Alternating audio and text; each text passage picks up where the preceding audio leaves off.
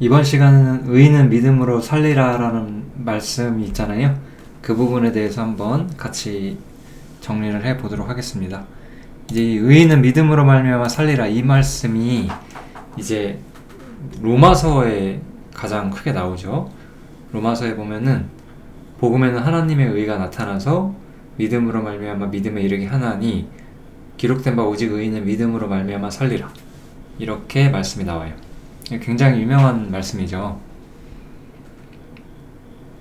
근데 이제 우리가 성경을 유심히 보면은 이 기록된 바라고 해서 이 의인은 믿음으로 말미암아 살리라, 이 구절은 구약 성경을 인용했다라고 이야기를 하고 있어요, 바울 사도가. 그래서 이 바울 사도가 인용한 성경이 뭐냐면 하박국 2장이에요. 하박국 2장에 보면은 의인은 그 믿음으로 말미암아 살리라, 이런 구절이 나옵니다. 그래서 오늘 좀 이야기하고자 하는 구성은 하박국에서 의인은 믿음으로 말미암아 살리라, 이 구절이 어떤 의도를 가지고 말을 했느냐를 좀 살펴볼 거고, 이 로마서 1장 17절 외에도 이 의인은 믿음으로 말미암아 살리라라고 한 성경이 두 개가 더 있습니다. 갈라디아서 3장 18절일 거고요. 또 하나는 히브리서 10장 38절일 텐데, 이 두 구절, 그래서 이 세 가지, 이 의인은 믿음으로 말미암아 살리라, 이 말씀들이 어떤 맥락에서 사용이 되었는지 좀 간결하게 정리해보는 시간을 갖도록 하겠습니다. 이 하박국에 대한 좀 전체적인 맥락을 보면요, 이제 이스라엘이 좀 하나님 앞에 많은 악을 행했어요. 이게 첫 번째로 우리가 봐야 되는 것이고, 그래서 율법이 해이하고 공의가 시행되지 못했다, 악인이 의인을 에워쌌다, 공의가 굽었다, 이런 이야기를 하박국이 하나님한테 탄원을 하는 거죠. 이 이스라엘의 어떤 상태에 대해서 이야기를 좀 하고 있어요. 근데 이제 하나님께서는 여기서 굉장히 좀 어떻게 보면 우리가 이해하기 어려운, 납득하기 힘든 어떤 방식을 이야기를 하세요. 그게 뭐냐면은 이방 민족을 일으킨다는 거예요. 갈대아 사람을 일으킨대요. 이스라엘 민족이 죄를 지었는데 그것에 대한 심판을 어떻게 할 것이냐, 이방 민족인 갈대아 사람을 일으키겠다는 거예요. 그러니까 이제 하박국은 여기서 굉장히 또 마음에 번뇌가 오기 시작을 하는 거예요. 하나님을 이해하는 게 좀 힘들었던 거죠. 우리의 작은 사람의 마음으로 하나님을 이해하는 게 어려웠던 것 같아요. 주께서는 눈이 정결하심으로 악을 참아보지 못하시고 패역을 참지 못하시는데 어찌하여 게으름한 자들을 방관하시고 악인이 자기보다 의로운 사람을 삼키되 잠잠하십니까? 라고 물어보면서 어떻게 갈대아가 이스라엘을 심판할 수 있습니까? 라고 질문을 하고 있는 거예요. 쉽게 말하면.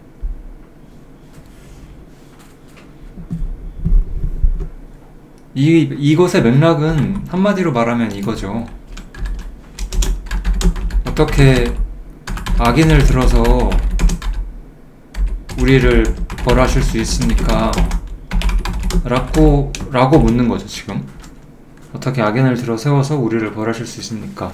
이거는 사실 어떤 많은 그리스도인들이 질문할 법한 주제라고 할 수 있을 것 같아요. 어째서 이 악한 세상 가운데 우리가 놓여 있습니까? 뭐 이런 질문도 사실 같은 맥락일 수가 있는 거죠. 어째서 저 악한 사람을 내 곁에 두셨습니까? 뭐 이런 느낌도 있을지도 모르겠어요. 여러 가지 측면에서 우리가 이 문제를 좀 볼 수가 있습니다. 뭐 이거를 뭐 어떻게든 참아내라 뭐 이런 건 아니에요. 이런 이야기를 하는 게 아니고, 하박국에서는 이런 질문을 우리가 던지게 되었다는 거죠. 여기서 이제 하나님께서 이 질문에 대한 대답을 해주시면서 의인은 믿음으로 말미암아 살 것이다, 이 구절이 등장을 하게 됩니다. 그러면서 이제 하나님께서 먼저 이야기한 것은 이 묵시를 기록하여 판에 새기되 달려가면서도 읽을 수 있게 하라. 이렇게 이야기를 해요. 하나님께서 진리의 말씀을 명확히 던지신다라는 거죠. 이것의 어떤 첫 번째 질문은 이제 이 하나님의 응답의 첫 번째는 진리의 말씀을 분명히 선언하신다라고 우리가 생각을 할 수가 있어요. 그리고 더딜 사람의 눈에 더뎌 보일지라도 하나님 보시기엔 지체되지 않고 정령 응한다라고 하는 거예요. 지체되지 않고 정령 응한다. 이게 이제 두 번째로 우리가 볼 수 있는 거고요. 그 다음에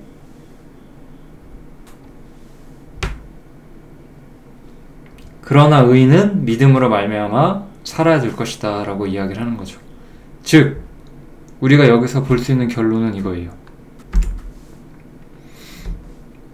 이 세상 속에서 우리가 거하면서 아까운 데 있잖아요.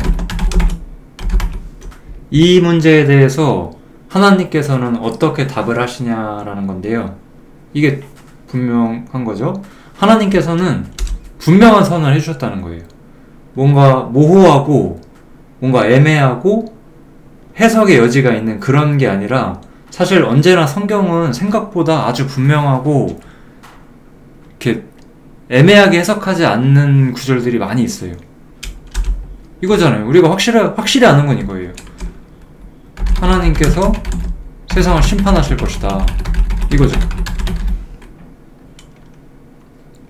하나님께서 세상을 심판하시는 문제에 있어서 이견이 있을 필요가 없는 거죠.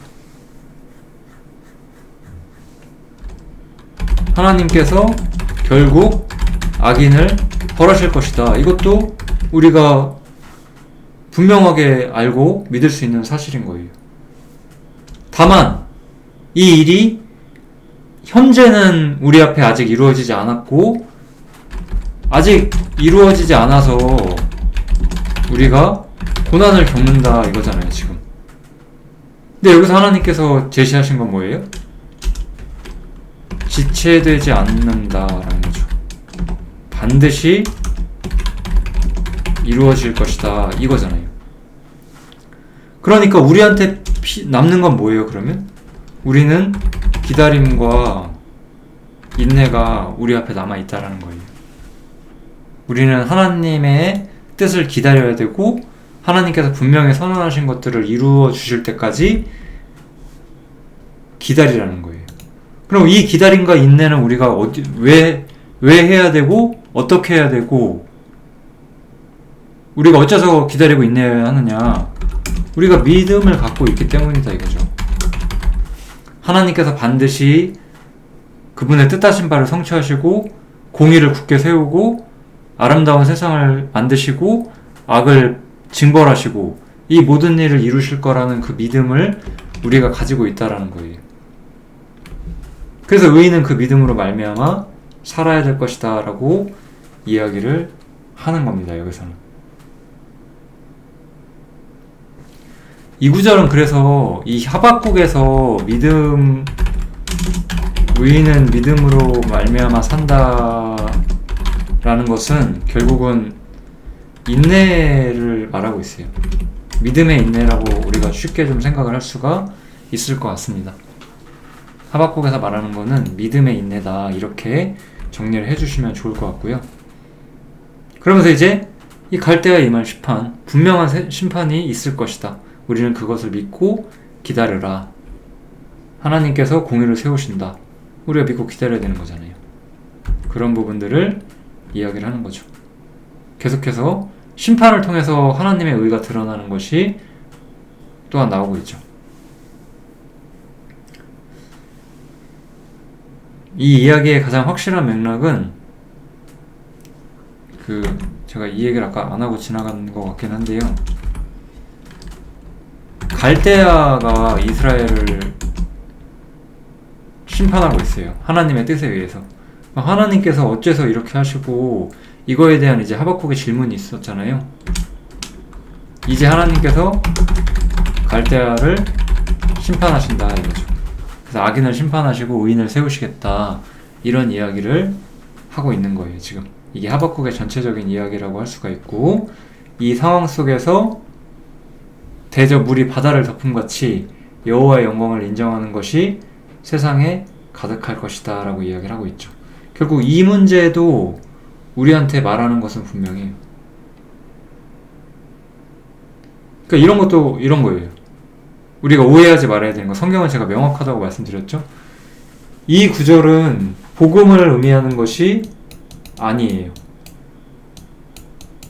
생각보다 많은 사람들이 하나님 말씀이 이 기독교 세계 속에서 전 세계에 퍼져나가면서 여호와의 영광을 인정하는 것이 세상에 가득해진다라고 해요.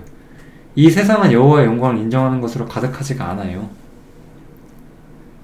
주님이 이 땅에 재림하시고 세상을 심판하시고 영광을 얻으시고 이 세상이 하나님 앞에 모두 무릎 꿇었을 때, 그때 여호와의 영광을 인정하는 것이 세상에 가득해지는 거죠.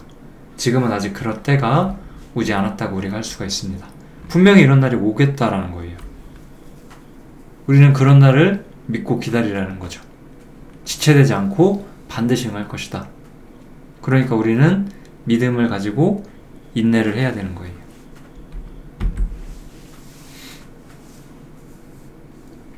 그래서 아까 제가 말씀드렸던 것처럼 우리는 그러한 믿음의 인내를 가지고 현재를 사는 거예요. 이 하박국은 이 설명을 다 듣고 나서 이제 이렇게 답을 해요. 여호와는 주의 일을 이 수년 내에 부응케 하옵소서. 수년 내에 나타내시옵소서. 진노 중에라도 긍휼을 잊지 마옵소서. 분명히 하나님께서 심판하실 걸 믿고 받아들였고, 그 일이 빨리 일어나기를 기대하고 있었고, 그 진노의 심판 중에서도 또 긍휼을 베푸실 상황에서 긍휼을 베푸실 것까지 기대하고 있었어요. 이런 구원에 대한 기대랑 그 기대 때문에 현재는 지금 고난 가운데 있지만 고난 가운데서도 구원의 하나님을 기뻐할 것이다 라고 자신의 마음을 노래하고 있는 거죠. 무화과나무가 무성치 못하며 포도나무에 열매가 없고 감람나무에 소출이 없고 우리의 양이 없고 외양간에 소가 없을지라도 나는 여호와를 인하여 즐거워할 것이다. 이렇게 이야기를 하는 거잖아요. 즉 여기서 말하는 건 분명해요. 우리는 믿음의 인내를 갖고 사는 거예요. 환경이 우리에게 결코 좋은 상황이 아닐지라도 이거죠. 하나님을 기다리고 인내하고 즐거워하는 나의 삶은 동일하다 이거예요. 우리는 현재를 위해 사는 사람들이 아니에요. 우리는 그 구원에 대한 기대를 가지고 하나님이 이 땅에 오셔서 이루어낼 것들을 기다리면서 사는 거예요. 그리스도인들이 가장 흔들리는 것이 뭐냐? 현재를 위해 살기 때문에 흔들리는 거예요. 우리는 현재를 위해 살고 현재에 투자할수록 우리의 영성은 바닥으로 내려가는 거예요. 우리는 이러한 마음을 잊지 말아야 돼요. 세상을 사는 것이 결코 호락호락하지 않고 팍팍할지라도 내일 일을 알 수 없는, 그리고 복잡한 이 세상 속에 우리가 살고 있지만 그럼에도 불구하고 내가 수중에 가진 것이 없을지라도 나의 구원의 하나님을 인하여 기뻐하는 것, 그것이 바로 우리가 이 땅을 살아가는 방법인 거예요. 우리가 현재를 사는 방법을 모르는 이유는 우리가 믿음에 대해서 잘 모르기 때문일 가능성이 전 높다고 생각을 해요. 어떤 형제들이 주님께 헌신하지 못한다고 한다면은 저는 웬만해서는 왜 그러냐고 잘 말하지 않아요. 그게 왜 그러냐고 말한다고 고쳐질 거라고 좀 제가 생각을 안 하는 것 같아요. 그러한 연약함 속에 있을 때 우리한테 필요한 것은 믿음이에요. 우리가 영원한 영광을 소유했고 이 땅에서는 비록 낮은 자로 살고 아무것도 없는 자 같이 살지라도 현재를 즐거워하는 것을 우리가 믿고 기대해야지만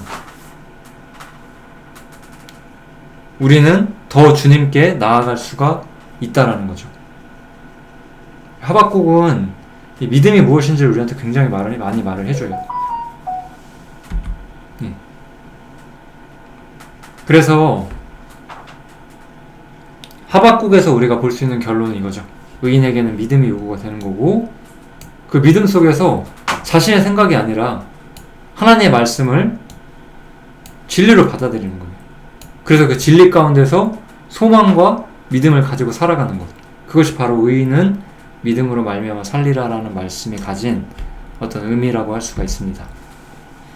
로마서 1장 17절부터 이제 볼게요. 이 의인은 믿음으로 말미암아 살리라가 신약 성경에서 3번 인용이 되고 3번 다 바울이 인용을 합니다.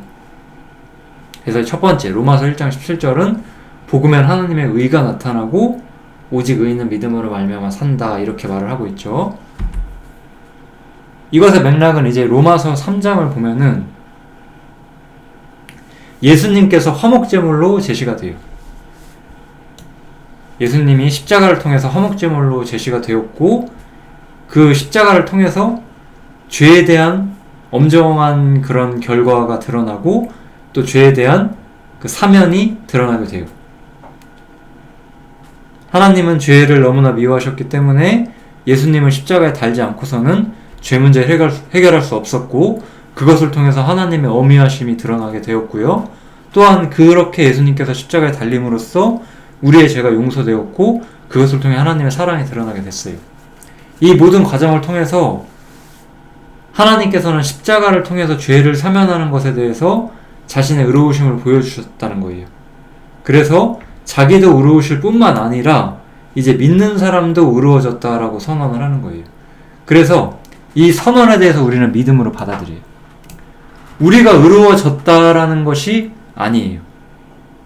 우리가 말씀을 믿으면 우리가 의로워진다, 그러니까 우리가 의로운 사람으로 변화된다, 이런 뜻이 아니라 하나님께서 우리를 법적으로 의롭다고 선언하신다는 거예요. 여기서 중요한 것은 선언이에요. 법적으로 선언하신다는 거. 이게 참 법적으로 선언하는 게 굉장히 중요한 거예요.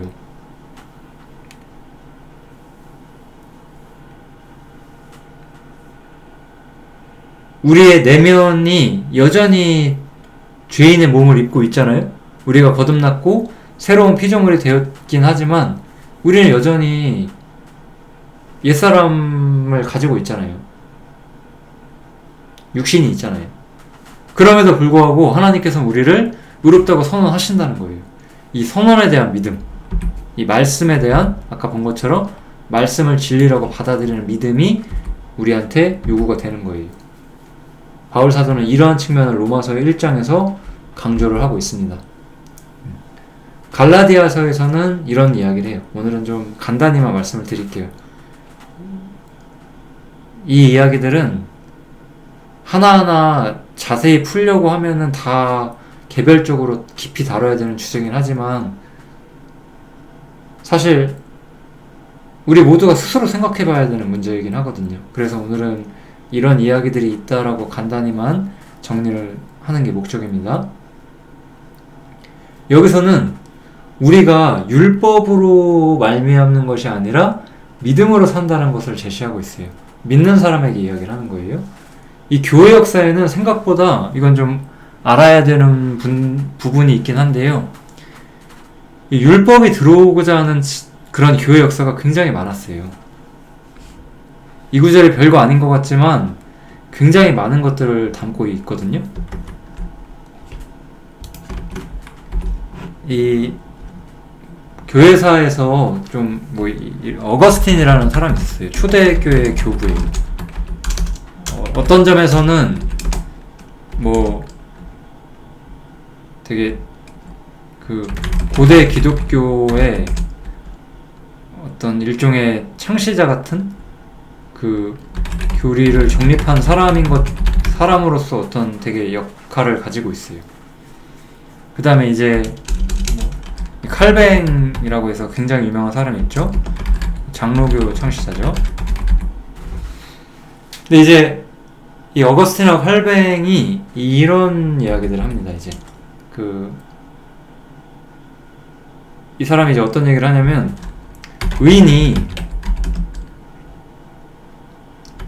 믿음으로 의롭게 된다, 이 얘기를 분명히 하거든요. 근데 이제 이것에 대해서 고대에는 굉장히 많은 도전이 있었다고 해요. 지금도 사실 이 문제에 대해서 도전이 있고, 또 납득하지 못한 채로 교회 다니시는 분들도 많을 거예요. 어떤 도전들이 왔냐면은, 최고의 질문이 이거였어요.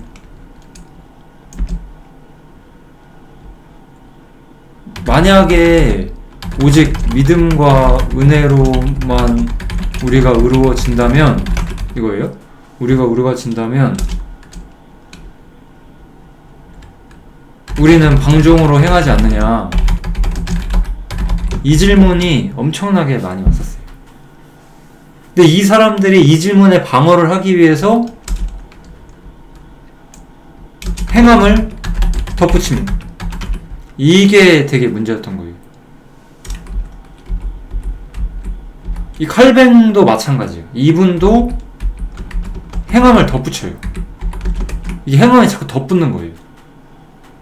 근데 이것도 우리가 진짜 믿음을 가지고 받아들여야 돼요. 이 문제에 대해서 굉장히 어렵거든요. 우리의 경험이 굉장히 충돌을 해요. 우리가 뭔가 교회에서 이렇게 하라고 해야 하지 않나? 이런 마음이 우리가 생길 수 있거든요. 덧붙이면은 이게 함정에 빠지는 거예요. 이걸 덧붙이지 않아야 돼요. 바울 사도가 이거를 덧붙이지 않았거든요. 바울이 그래서 율법과 싸웠던 거예요. 바울은 이 문제에 대해서 우리가 뭔가를 덧붙이면 안 된다라고 이야기하고, 다만 우리는 그냥 읽어봐야죠. 다만 우리는 죄에 대하여 죽었다, 이렇게 말하는 거죠. 그래서 죄에 대하여 죽은 우리가 어찌 그 가운데 더 살겠는가.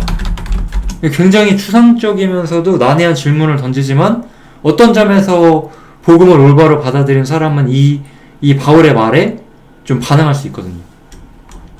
근데 언제나 교회 안에는 거듭나지 않은 사람들이 같이 있었고, 이 질문이 강력하게 들어왔고, 이 질문에 대한 방어를 하다 보니까 자꾸 행함이 덧붙게 돼요. 그래서 마지막에는 상당히 이상하게 돼요. 이 행함을 덧붙인다는 거는 이런 느낌이 되는 거예요.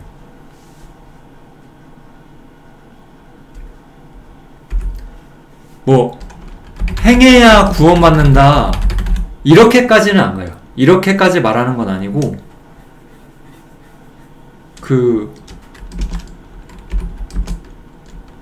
이렇게까지 행해야 구원받는다, 이런 식으로까지는 말하지 않아요. 이렇게까지는 아니고,